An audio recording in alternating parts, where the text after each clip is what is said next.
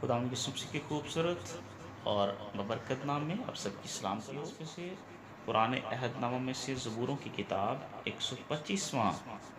زبور میں آپ کے سامنے تلاوت کروں گا۔ خدا کے کلام میں لکھا ہے، جو خداوند پر توکل کرتے ہیں وہ کوئی سیون کی مانند ہیں جو اٹل بلکہ ہمیشہ قائم ہے۔ جیسے یروشلیم پہاڑوں سے گھرا ہے، ویسے ہی اب سے اب تک خداوند اپنے لوگوں کو گھیرے رہے گا، کیونکہ شرارت کا عصا صادقوں کی میراث پر قائم نہ ہوگا، تاکہ صادق بدکاری کی طرف اپنے ہاتھ نہ بڑھائیں۔ اے خداوند بھلوں کے ساتھ بھلائی کر، اور ان کے ساتھ بھی جو راست دل ہیں، لیکن جو اپنی ٹیڑھی راہوں کی طرف مڑتے ہیں ان کو خداوند بد کرداروں کے ساتھ نکال لے جائے گا۔ اسرائیل کی سلامتی ہو، آمین۔ میرے عزیزو، آج اگر آپ توکل کرنے کے بارے میں چند باتیں سیکھیں تو جب کوئی کسان زمین میں محنت کرتا ہے تو وہ سب سے پہلے زمین پر ہل چلاتا ہے، اس کو نرم کرتا ہے، اس میں بیج بوتا ہے اور پھر اس کو پانی لگاتا ہے تاکہ جو ہے اس زمین میں سے اچھی پیداوار ہو سکے، اچھی فصل اس میں سے اگ سکے۔ ہم دیکھتے ہیں کہ وہ اس زمین میں بیج بو کر وہ خدا پر توکل کرتا ہے اور بڑے صبر کے ساتھ اس کا انتظار کرتا ہے کہ خدا جو ہے مجھے اس زمین سے اچھی فصل جو ہے دے گا، اور ہم کرتے ہیں کہ اس کا توکل خدا پر ہوتا ہے۔ اور اسی طرح آج اگر ہم اس زبور کے اندر دیکھیں تو بائبل مقدس کے اندر لکھا ہے، جو خداوند پر توکل کرتے ہیں وہ کوئی سیون کی مانند ہے جو اٹل بلکہ ہمیشہ قائم ہے۔ اصل میں یہ زبور ہمیں توکل کرنے کے بارے میں سکھاتا ہوا نظر آتا ہے۔ اگر آپ توکل کا مطلب دیکھیں تو توکل کا مطلب ہوتا ہے بھروسہ کرنا، توکل کا مطلب ہے اعتماد کرنا، اور اس کا مطلب ہے یقین کرنا۔ جب ہم خدا پر توکل کرتے ہیں تو خدا ہمیں بہت سی نعمتوں سے نوازتا ہے۔ اگر آپ دیکھیں تو یہ جو زبور ہے 125واں زبور، یہ ہیکل کی زیارت کا زبور کہلاتا ہے۔ جب لوگ یروشلیم کی طرف سفر کرتے تھے، ہیکل کی زیارت کرنے جاتے تھے، تو یہ زبور اکثر جو ہے وہ اپنے اس راستے میں گایا کرتے تھے۔ اگر آپ بائبل مقدس میں سے زبوروں کی کتاب کا بغور مطالعہ کریں تو 120ویں زبور سے لے کر 134ویں زبور تک جو ہے یہ جو 14 زبور ہیں یہ ہیکل کی زیارت کے زبور کہلاتے ہیں۔ یعنی جب لوگ ہیکل کی طرف بڑھتے تھے، ہیکل کی زیارت کرنے جاتے تھے، تو یہ 14 جو زبور ہیں یہ خاص طور پر وہ راستے کے لیے وہ گایا کرتے ہیں۔ توکل کرنے سے مراد کیا ہے؟ جب ہم اپنا دل دماغ خدا کی طرف لگاتے ہیں اور مضبوط رہتے ہیں اور قائم رہتے ہیں تو ہم اور زیادہ مسیح میں بڑھتے چلے جاتے ہیں، تو خدا ہمیں حقیقی اطمینان بخشتا ہے۔ تو پھر ہم اس پہاڑ کی مانند ہو جاتے ہیں جسے کوئی گھرا نہیں سکتا، جسے کوئی تباہ نہیں کر سکتا۔ اگر آپ یعقوب کا خط اس کا پہلا باب اور اس کی 4 آیت کو دیکھیں تو وہاں پر لکھے، کچھ لوگ سمندر کی لہر کے مانند ہوتے ہیں جو ہوا سے اچھلتی اور ہوا سے بہتی ہے۔ ان کے اندر ایمان، توکل، خدا پر یقینی نہیں ہوتا، بلکہ ان کے اندر جو ایمان ہوتا ہے، ان کے اندر جو توکل ہوتا ہے وہ اس سمندر کی لہر کی مانند ہوتا ہے۔ وہ کبھی اوپر جا رہی ہوتی ہے لہر، کبھی نیچے آ رہی ہوتی ہے، یعنی ان کا ایمان جو ہے کبھی بھی ایک جیسا نہیں رہتا ہے، اس لیے وہ خدا کی نعمتوں سے محروم رہ جاتے ہیں۔ اور متی کی انجیل اس کا 7واں باب اس کی 26ویں آیت دیکھیں تو وہاں پر بھی خدا یسوع مسیح نے کہا کہ جو لوگ میرے کلام کو سنتے ہیں،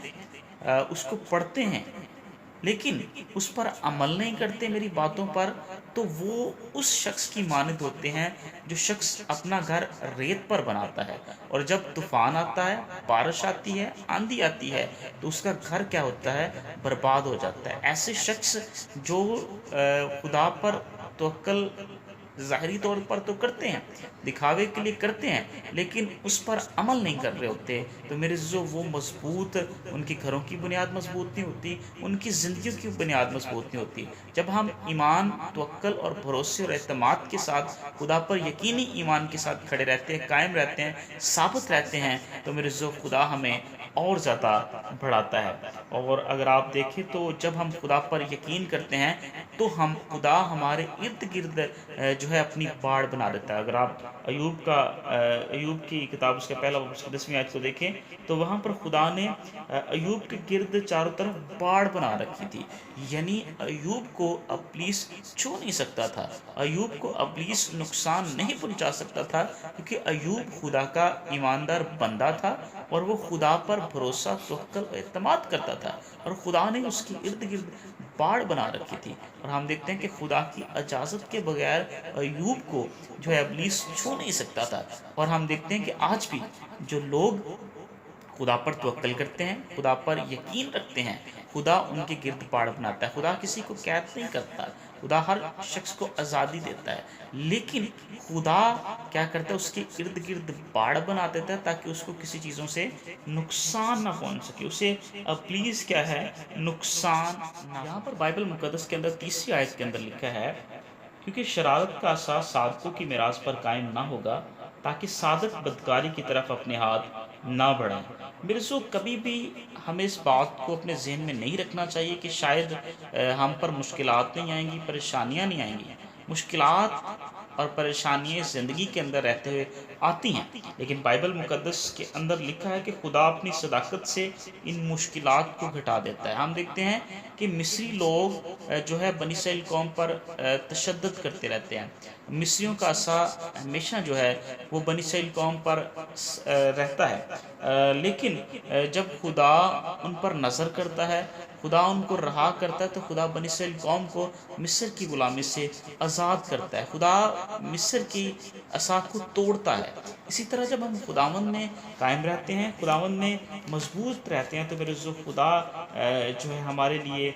ہر قسم کی مشکلات اور پریشانی کو دور کر دیتا ہے۔ اگر ہم دیکھیں تو جو لوگ اچھائی کے راستے پر چلتے ہیں، جو لوگ خدا پر توکل کرتے ہیں، نیکی کرتے ہیں اور بدی سے دور رہتے ہیں، وہ میرے جو ان کا انجام زندگی ہوتا ہے۔ لیکن جو برائی کے راستے پر چلتے ہیں، جو گناہ کے راستے پر چلتے ہیں، جو بدی کو اپنی زندگی کے اندر لے آتے ہیں، جو ان کا انجام موت ہوتا ہے۔ جو اگر آپ دیکھیں بائبل مقدس کے اندر تو ساؤل بادشاہ جو ہے وہ پہلے تو وفاداری کے ساتھ خدا کے ساتھ چل رہا ہوتا ہے، لیکن وہ آگے چل کر داؤد سے نفرت کرنے لگ جاتا ہے، خدا سے بہت دور ہو جاتا ہے، وہ خدا سے دور ہو کر جو ہے دوسرے کاموں میں پڑ جاتا ہے۔ تو جب آخر میں جنگ ہوتی ہے تو ساؤل اور اس کے بیٹے قتل ہو جاتے ہیں۔ میرے جو چیز وقت کی لائن میں پیدا ہوتی ہے، غور کیجیے گا، جو چیز وقت کی لائن کے اندر پیدا ہوتی ہے وہ ابدی نہیں ہوتی، لیکن جو چیز، جو انسان، جو لوگ خدا کے ساتھ منسلک ہو جاتے ہیں وہ ابدی بن جاتے ہیں۔ پھر جو اسی وقت